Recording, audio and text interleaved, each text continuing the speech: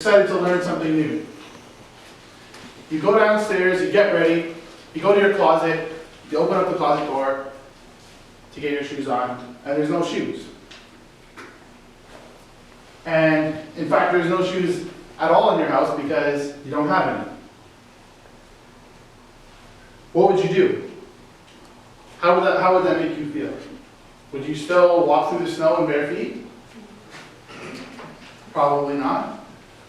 How would you feel knowing that you can't go to school? I would feel disappointed because school is an awesome place. So I would feel disappointed that I wouldn't feel someone that makes me happy. Exactly. You feel disappointed. Anyone else? Okay, so obviously that's a big barrier, right? Not having shoes is just one example. You don't have access to shoes. You don't have access to school. You can no longer get there. So one thing to put into perspective is that more than half of the world, almost 2/3 of the world, lives in poverty that prevents them from things like education, healthcare, pursuing their passions, like Lisa talked about, right? And it's something that we don't always think about because every day when you guys wake up, you get to go to school, no problem. You get to even come on the weekends if you want, right? You have that luxury, right? You have that opportunity. Well, a lot of people, like I said, don't have access to education or access to these important resources. Can anyone define the word access? Yeah. Something that you have the privilege to have, I guess. Privilege, yeah. Anyone else? What does it mean to have access to something? To be able to use or go to. Right? And what are some examples of things that you guys have access to in your everyday lives? Yes. Food. Food, yep. Safe drinking water. Yes, safe drinking water, yes. I was going to say drinking water. Okay, yep. Hospitals, Hospitals, yep. Instagram so I can take some. Instagram, yep. Oxygen. Oxygen, yes. So these are all things that we have access to every day. We take them for granted, no problem, right? I'm going to kind of take a step back and explain to you, tell you a story of grade 10, when I was in grade 10. And I'm 24 now, I turn 25 next week, just like our friend George. Yeah. We're born one day apart, we learned that yesterday. So when I was in grade 10, I heard about an opportunity to go on an exposure trip. Now how many of you have traveled before with your family or friends or on your own? Okay. Awesome. Everyone almost. How many of you have been to a tropical resort or a vacation somewhere overseas? Okay. Oh, he could be here too. Tropical resort. Okay, a lot of you. Awesome. So, has anyone been to Dominican Republic by any chance? Okay, cool. So that's one example. Dominican Republic is one of the countries that we go to for these all-inclusive resorts with buffets and pools and beaches and everything. And when I went to Dominican Republic, it was called an exposure trip. And what that meant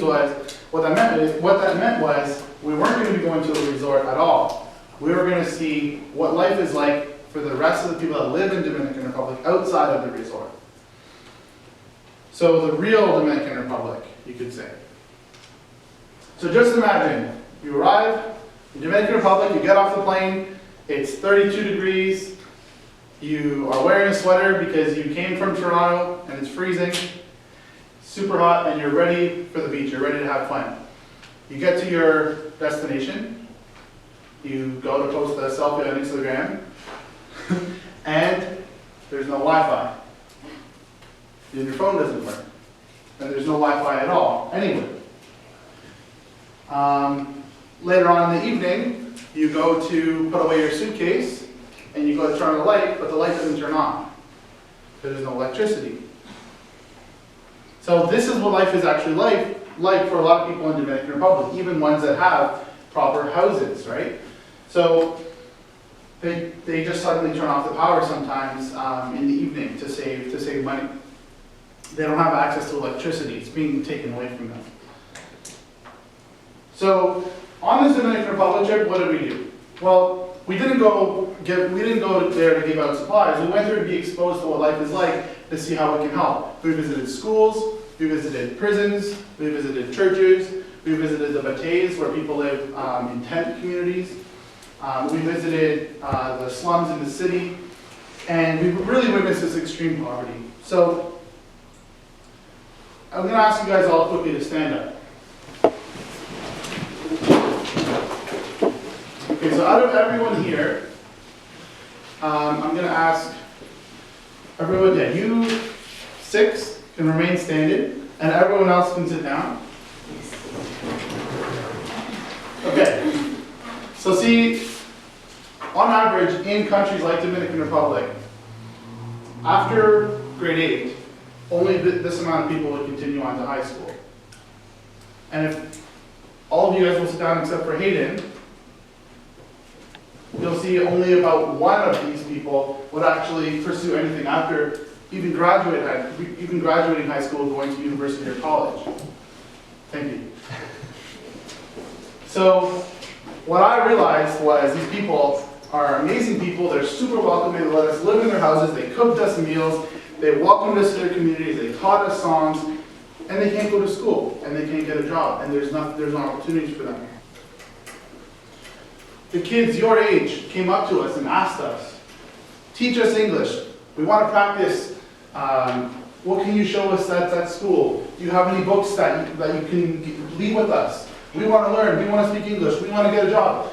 And I was I felt very passionate about helping them because I thought, wait a second, like something so simple, like education, they want to go to school, they want to learn. You know when you have those days, does anyone have a day where they wake up and they're like, do I have to go to school today? Yeah. Right? Put up your hand if you've had one of those days.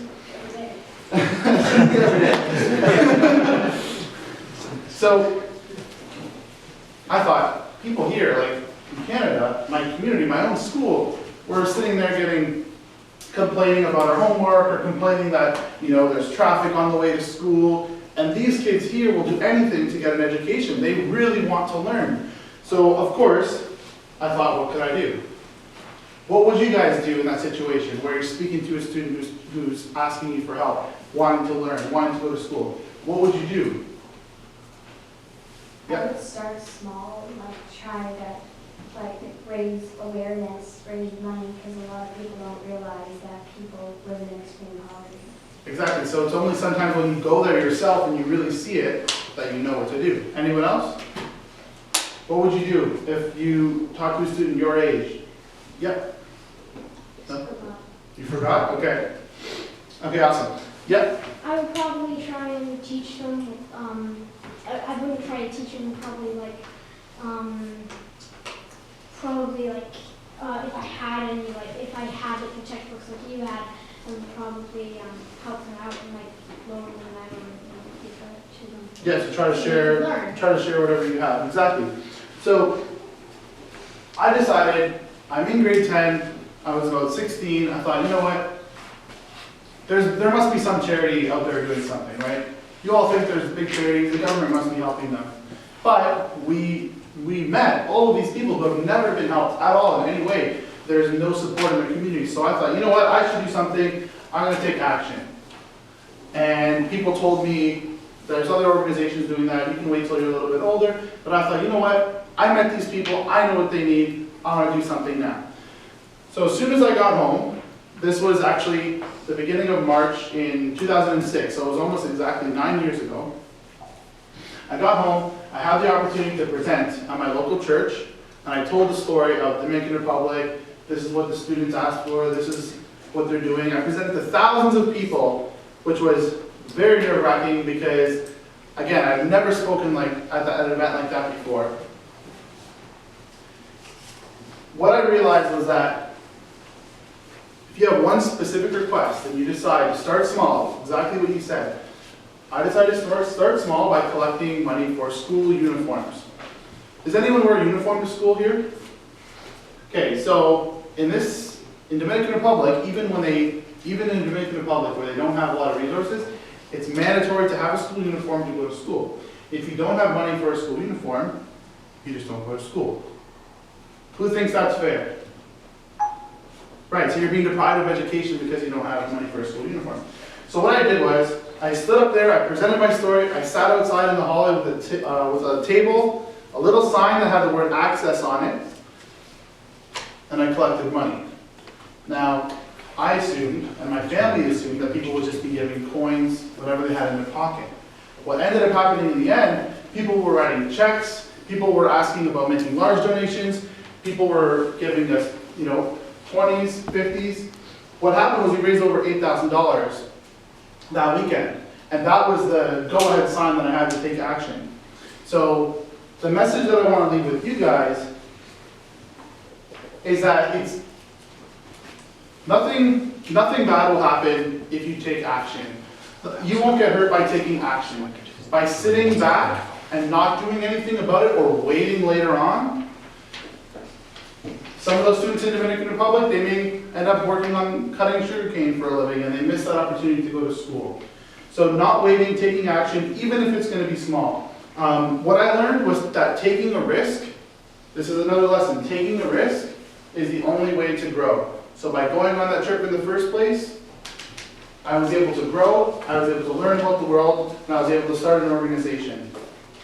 And the last thing for you guys specifically is that it's never too early to start. You can start anytime, and you can start small. So thank you very much.